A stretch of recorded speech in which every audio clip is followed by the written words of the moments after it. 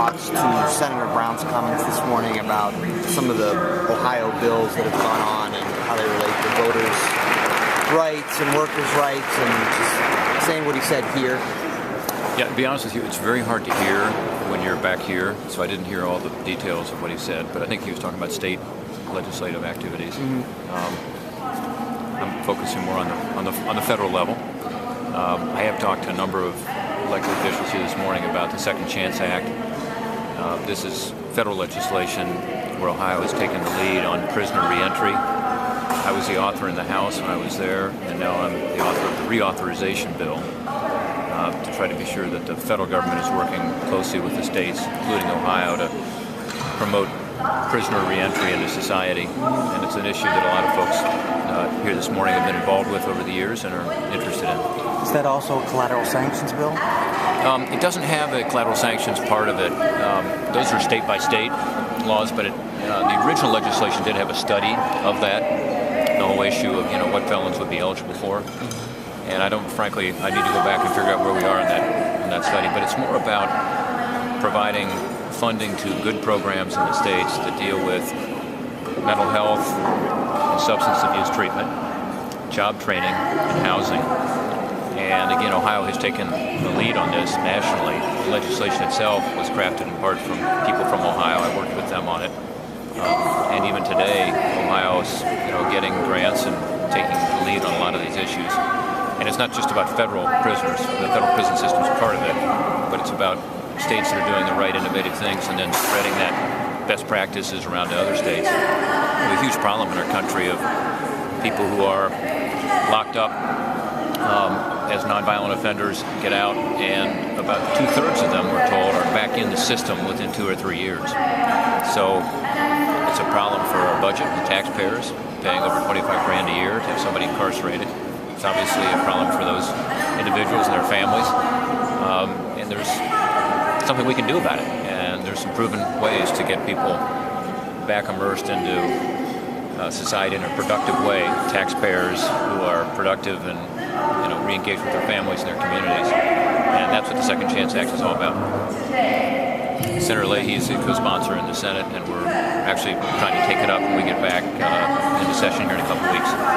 Can't let you step away without asking. Your name keeps coming up about vice presidential stuff. What do you think of that? I'm happy where I am. It's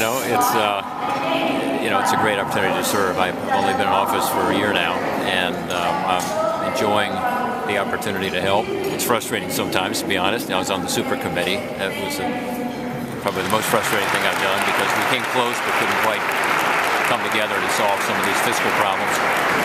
But I think I'm in the right place to help our state and our country right now, and that's where I intend to stay. Have you spoken with Rich Cordray since the appointment? No, I've not. No, I've met with him, as you know, in D.C., and talked to him about my concerns, including just before the vote again. And he understands where I'm coming from. It's not about Rich, but it is about the fact that this agency is unaccountable to the American people. And if the White House would just work with some of us, we could come up with something that makes sense. And I think it'd be better for Rich, too. Do you think that what happened a week and a half ago, or whatever it was, makes it unlikely that he would ever be appointed by the full, or approved by the full Senate? Or do you think that he still may at some point? I don't know, Joe. The problem with it is that by circumventing the Senate role in a way that is unprecedented as far as we can tell, he's made Rich's job more difficult. Because now the Hill, and to a certain extent in a bipartisan way, is going to be constantly focused on the fact that the appointment was circumventing the normal advising consent role. What's interesting is that Harry Reid and the Democrats had the opportunity to take us out of session formally through a majority vote had they wanted to. They chose not to do it. And I assume part of the reason they chose not to do it is that in the Bush administration and in previous Republican administrations, Senate Democrats have been able to stay in session in a pro forma way and avoid recess appointments. And they'd like to continue to have that prerogative, that ability. So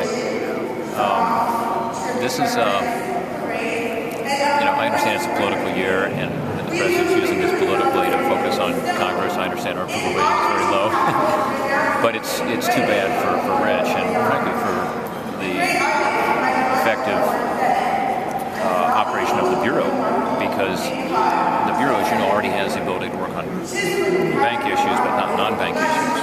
And so there will be lots of litigation now about whether they can move forward with these non-bank regulations.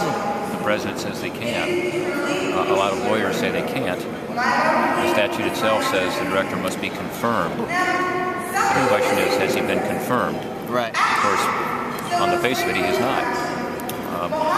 So it's too bad. And I wish instead the White House would be willing to work with us on really just 3 issues, and 2 of which are ones that I focus on. One is the fact that it is unaccountable as to its funding. It doesn't come through Congress like other agencies and departments. It comes as a percent of the Fed's budget, so there's no ability for taxpayers through Congress to have any accountability. When I was an agency head, I had to go up to Congress constantly to defend my budget, and the purse strings is one way Congress helps keep you accountable. Second is the governance. He is not removable by the president, and he has no board. So you think of all the other independent agencies like the FEC or SEC or all the other ones, they have commissions or boards where they're removable. And I've talked to Rich about these issues, and you should talk to him directly, but I think he understands our concerns. We have an enormous amount of authority with an incredible amount of unaccountability, so it's a bad combination.